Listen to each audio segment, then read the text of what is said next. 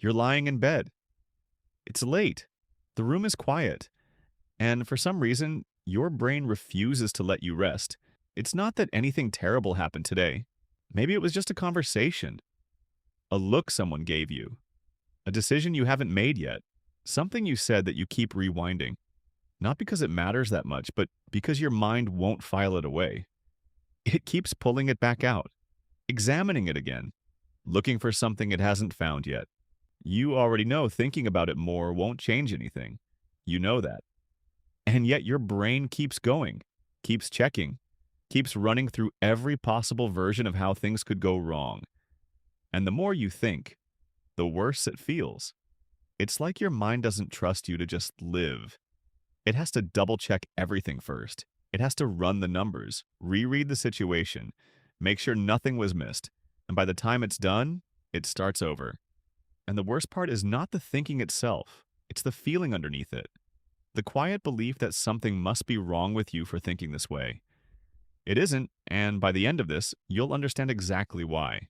People who overthink are told to just relax, to let it go, to stop living inside their head.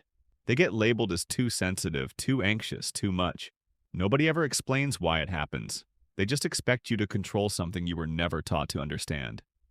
And that gap between being told to stop and actually knowing how is where a lot of people quietly suffer. Not loudly, not dramatically, just in small, invisible ways.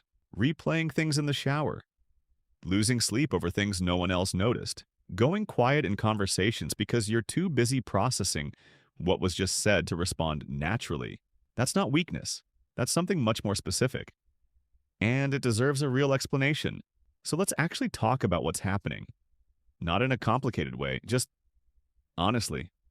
Like typing a message, deleting it, rewriting it, and still not sending it. Rehearsing a conversation in your head before it even happens. Adjusting your tone, your word choice, anticipating how the other person might react. Preparing your response to their response. Like lying awake running through scenarios for something that might never even occur, but your mind insists on being ready anyway. That is overthinking. Not a personality flaw, not a sign of weakness, a mental loop that pulls you in and won't let go.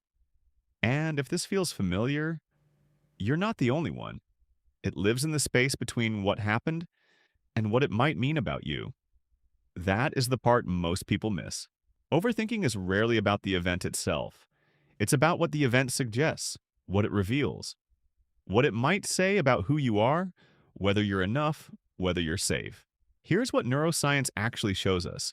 There is a region of the brain called the default mode network. It activates when nothing external demands your focus. When you're not working, not talking, not occupied, this network switches on and begins to process, replay, and simulate. For most people, this is when they daydream. For overthinkers, this network runs harder. It doesn't just wander, like it fixates. It searches for answers to questions that haven't fully formed yet.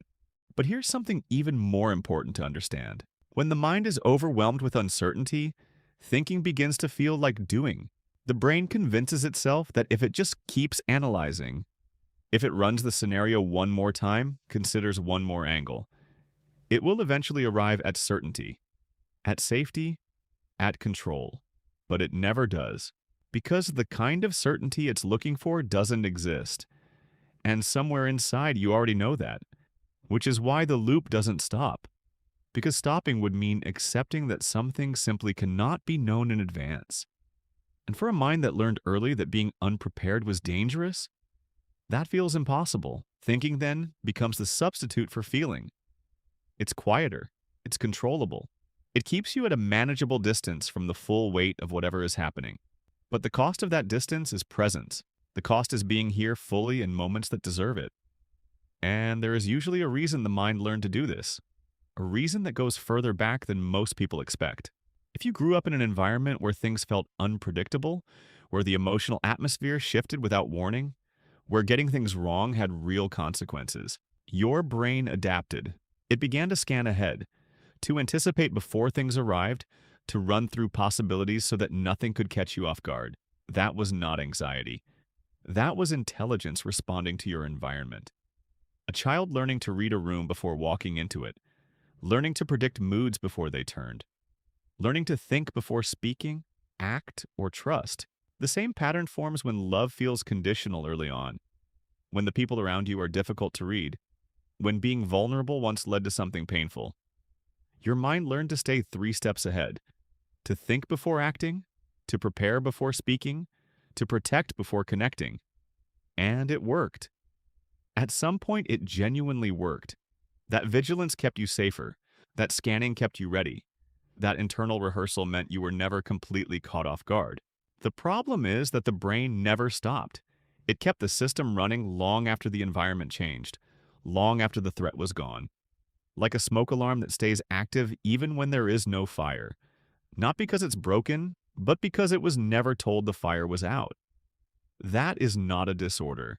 It is a survival response that never received the message that things are different now. Your brain is not broken. It is loyal. It kept running the same protective system because no one ever told it the danger had passed.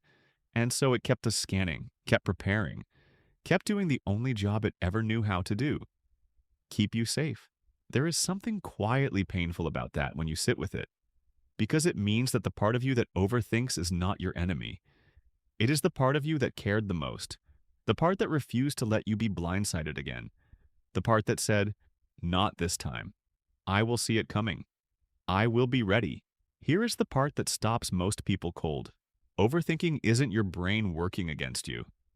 It's your brain refusing to let you get hurt again. Every scenario it runs is an attempt to prepare you. Every what if is your mind quietly asking, how do I keep this person safe? Every rehearsed conversation is a form of care for you. Every replayed moment is a form of protection from something that once left a mark deep enough to still be felt. The exhaustion you feel is not weakness. It is the cost of carrying a protection system that was never taught how to rest. And that distinction matters, because you cannot resolve something by fighting it. You cannot silence a system whose only intention was to protect you, but you can begin to understand it. Really understanding it changes the relationship you have with your own mind. So the next time you find yourself at 1 a.m., still turning something over, still preparing for outcomes that haven't arrived, try to remember this. Your brain is not failing you. It never learned how to stop protecting you. And maybe that's where something starts to shift. Not in a dramatic way, not suddenly, but slowly. The way most real things change. You begin to notice the loop without being pulled all the way in. You begin to recognize the pattern without being defined by it. You begin to meet that part of your mind with something it has rarely received: understanding instead of frustration, curiosity instead of shame, because you were never broken. You were never too much. You were someone who learned in the only way available at the time how to stay safe in a world that didn't always feel safe. And once you understand that, you stop fighting your mind and start working with it. If something in this felt true for you, then there's a reason for that. Stay with this channel. Next time, we go even deeper.